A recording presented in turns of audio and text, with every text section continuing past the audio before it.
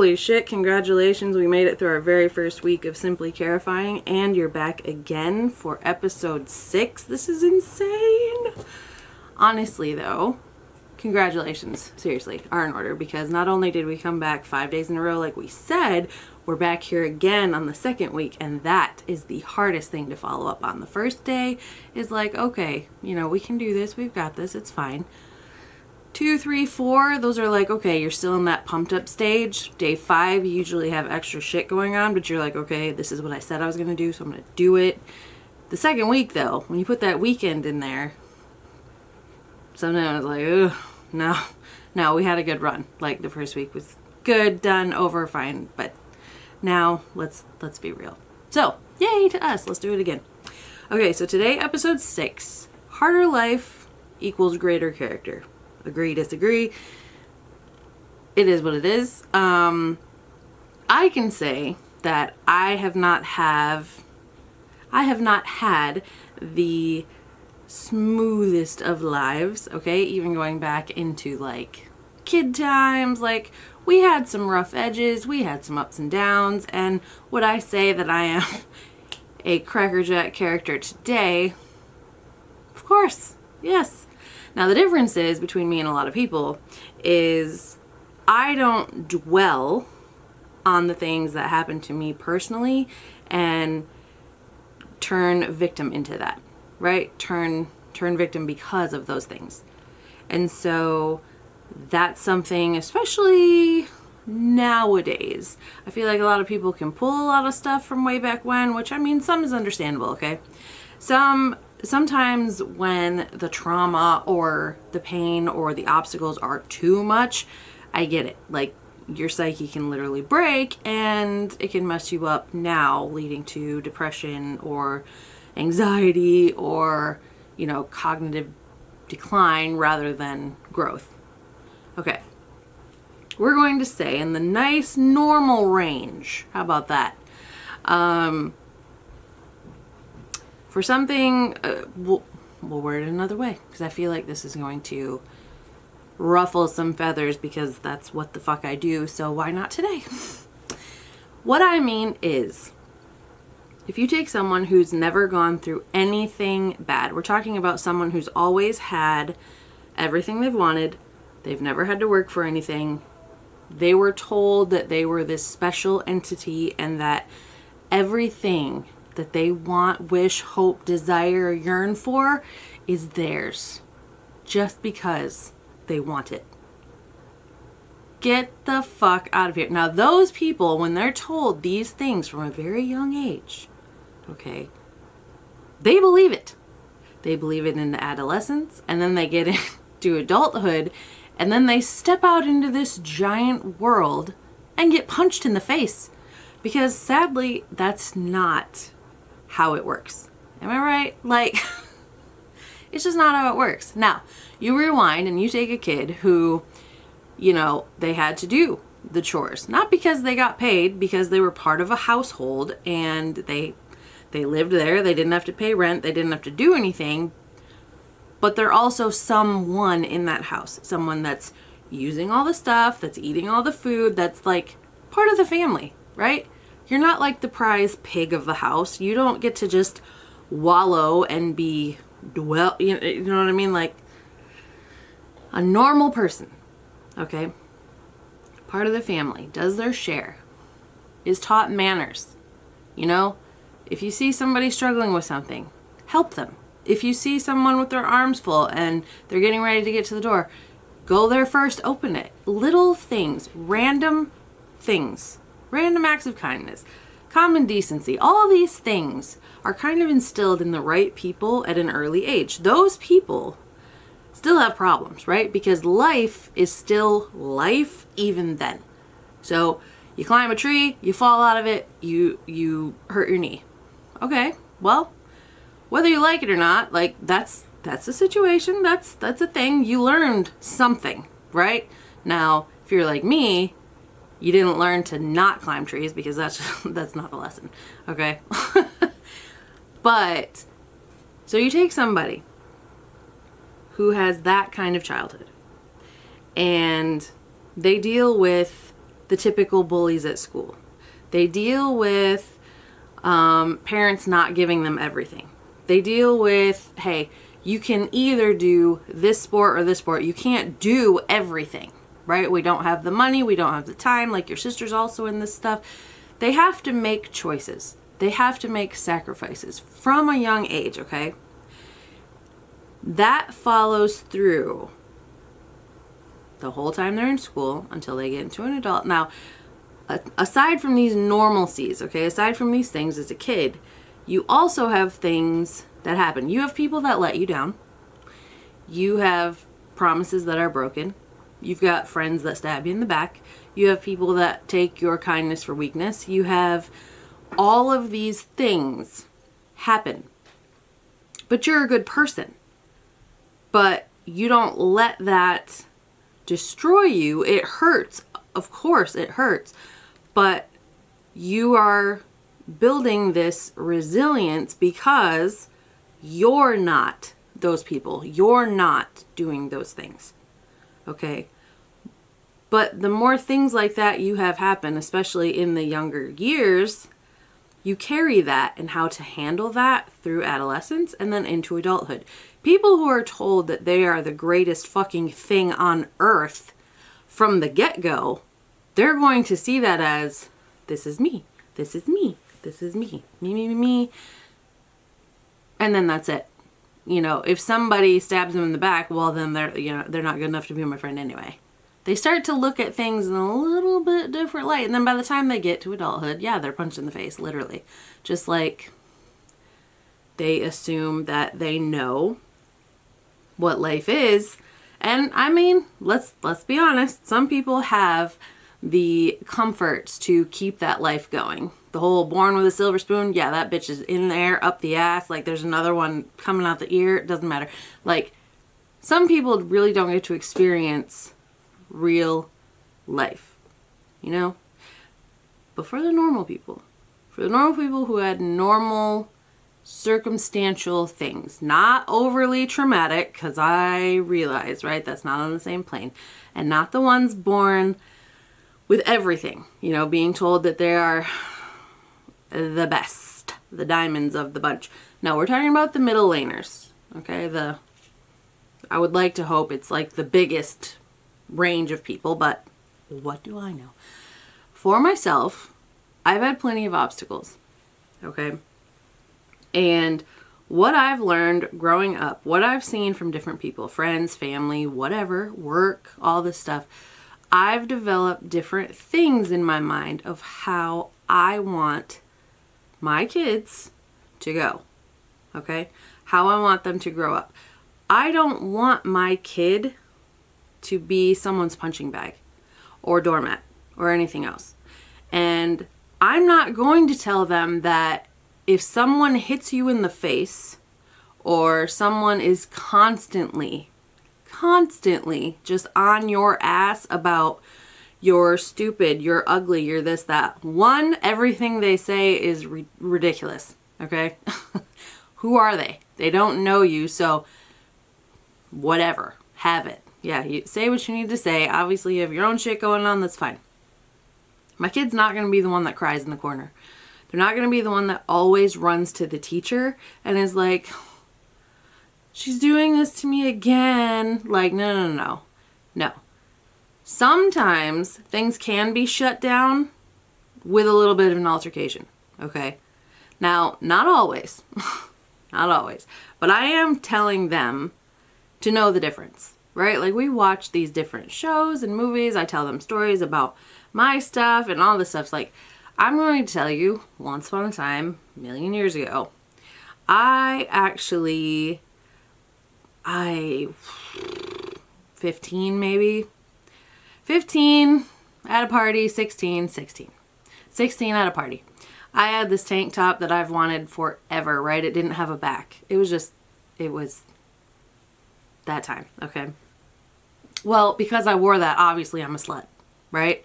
Like, obviously that one piece of clothing meant that I definitely screwed around all the time and would get with everyone and everything else. That's what it meant by wearing that one fucking shirt. Okay?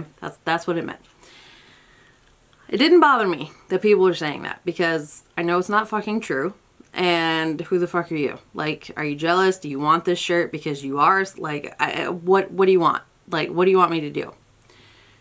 So the night goes on and I'm actually up on a porch. It's not very high, so the next part's not going to be as traumatic as it sounds. But here is this bitch who's followed me through the night, making her little jabs and comments and stuff like that. At one point, she reached up and like snapped one of the straps.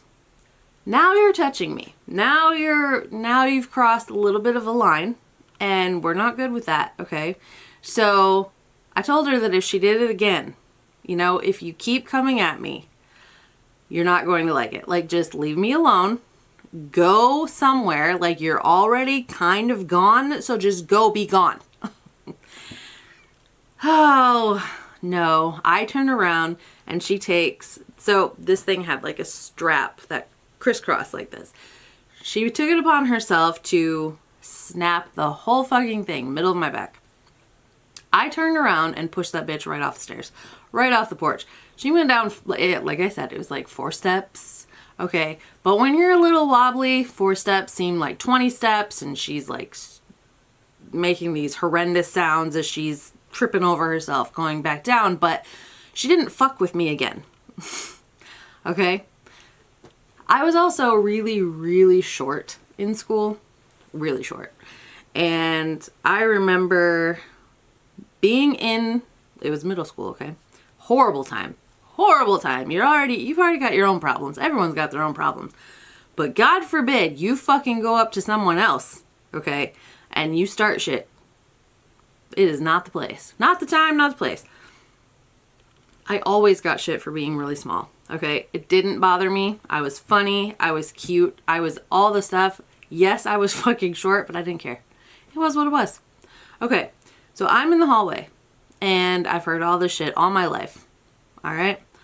But this guy took it upon himself to go a little bit farther, okay? He said something to me that never heard before, pretty fucking vulgar, about I'm small enough he could take me somewhere, okay? And do things to me and wouldn't even worry about getting caught or whatever. Something so twisted and fucking weird that a 7th grader, I believe, that I was, don't need to hear that shit. Even back then. Like, today, okay, yeah, you hear that shit all the fucking time, and that's not right either. But, like, even then, it was like, I don't think so. So, he had made the remark, and he kept looking at me, and he kept talking, and... I close my locker and I start to walk away, and he had said one more thing that just like clicked it for me.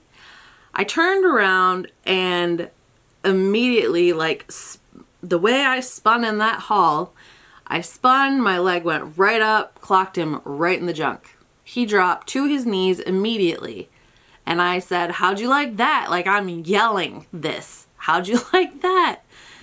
And 2 people grabbed me and dragged me to the principal's office because I just hurt this kid.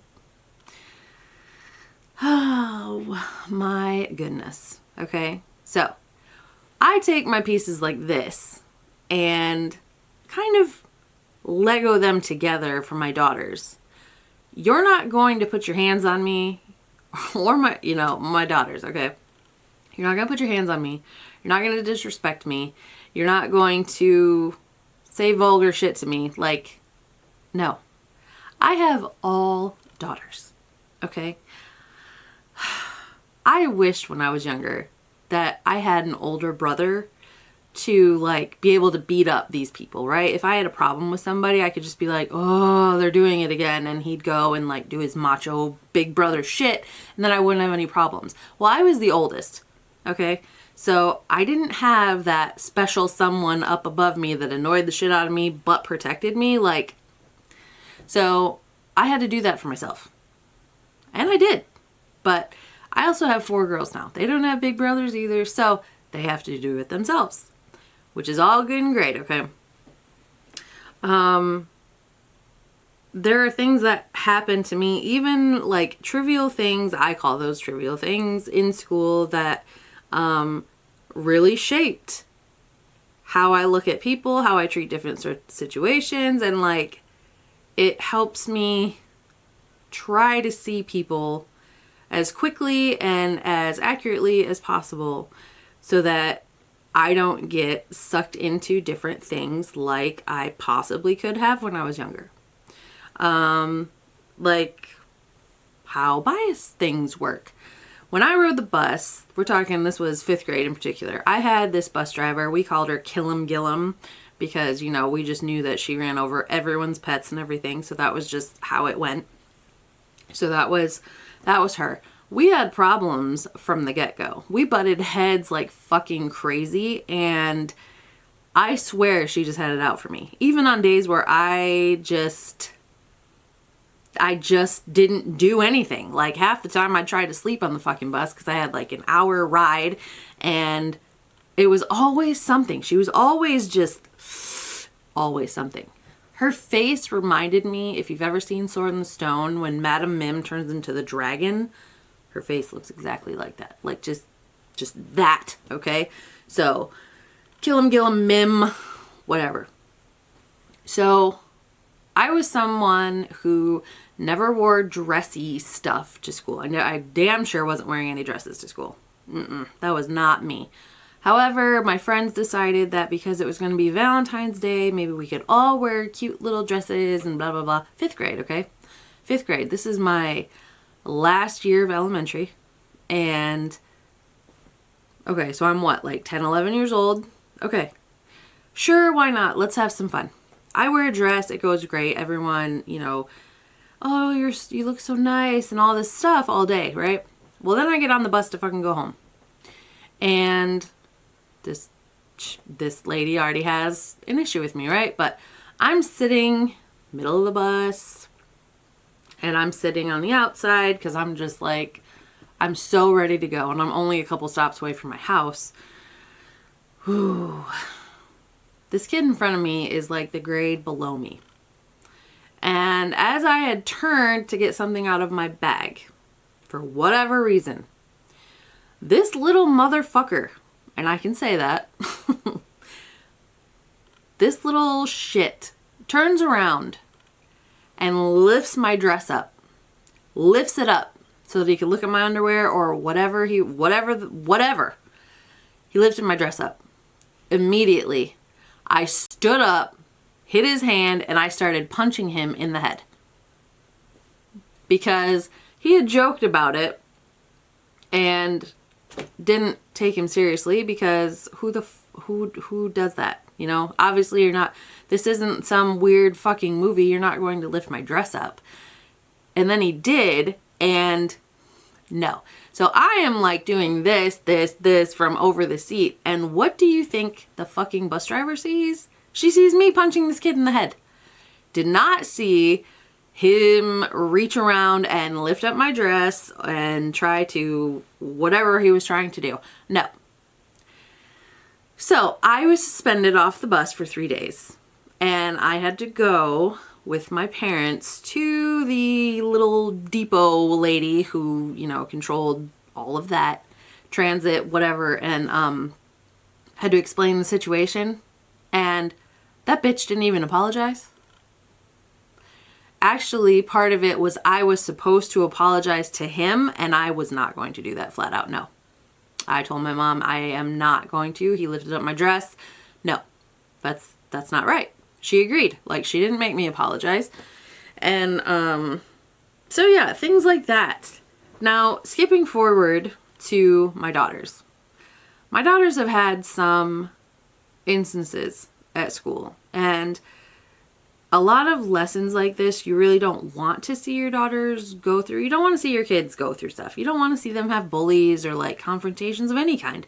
You know, in a magic world, you send them off to school and everything's just fucking roses. You know, they get their little certificates all the time, and they just have fun. They have a million friends and no enemies, and just everything is just beautiful. Doesn't happen, but I mean, that's what we want, right, as parents? So my kids have all had different things happen. Nothing traumatic or crazy. And actually, I've been like really proud of the outcomes because I make it a point to tell them these stories. I don't hide things from them. Like, I don't tell them that all the kids you're going to meet are going to be the best kids and the nicest kids and everything else. They're all going to be your friends. Like, you are only responsible for you, right? You can only control what you do, how you react, how you act. And so, yeah, I had to break it down a long time ago that, hey, if you walk into a gym full of people, for example, 50 people, you can be nice to everyone, okay? You can be friendly even to like a good chunk of them. Friends though, like friends who you're going to be able to stand and stuff, now you're down to like a handful. And as far as like out of that 50, that group of 50 people, there's maybe 1 to 3 that you could really, really connect with. We're talking no boundaries. You can tell them secrets. You can tell them things that scare you and like all these things. And that kind of put things in a different light for them, right? Like 50 people and I've got maybe 1, maybe 2, maybe 3 that I can really wholeheartedly trust. Yes, absolutely. Yes, absolutely. We've all had people in our past that are like, oh, best friends forever. That shit don't last. Psh.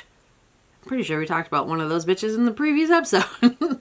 We did, and it doesn't. So, ironically, the people that I meet later in life are the ones that I want to hold on to, right? In the beginning, you're stuck with people. You are confined with these people 5 days a week, multiple hours a day. So it's just kind of like out of convenience how we meet people, out of convenience that you have some things in common and that you can stand each other and that you kind of form a friendship, whatever.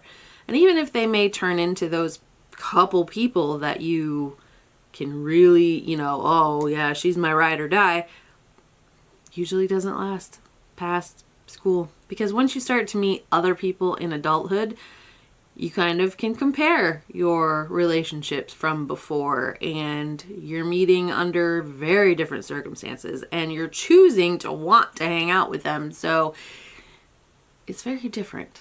It's a very different kind of thing. So as far as like a harder life equals a greater character, I do think that to some degree that's very, very true because of all the little things. Like I said, a couple school things. Those were things for me. I've got friend things. I've got family things. I've got things that I want to say definitely helped develop my character and how I respond to some people. Not always in a positive way, mind you. I like to stay pretty guarded. I'm one of those people that, and I don't know why, this is what always kind of floored it for me. I can walk into a room, okay, and I can talk to anybody, and I do it all the time. I definitely don't like to be that one person just sitting against the wall that doesn't speak and everyone thinks is just kind of like, they just don't know. I can get people to open up to me very, very easily. I can walk out knowing 10 different things about somebody I just met. The flip side is they tell me that I'm very comfortable and that it feels like we go way back and all this stuff, and that I'm nice to talk to and all this stuff.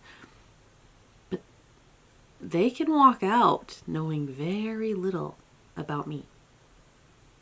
Like, I've noticed this happens a lot, a very lot. I can go in and make friends with fucking anybody.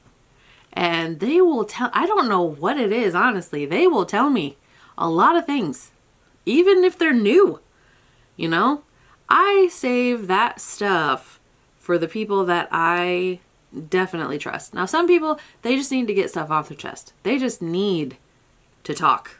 Okay? Some people just need to talk. I mean, I say that. I do. But I say a lot of bullshit. I mean, I will go up to somebody and just start asking like random questions. Like, how I met my best friend. We worked together. So again, another like place of not coincidence, but convenience. There you go. Another place of convenience that we're forced to go. However, you're not stuck there together. I didn't have to talk to her. And I didn't have to go anywhere with her after the fact either.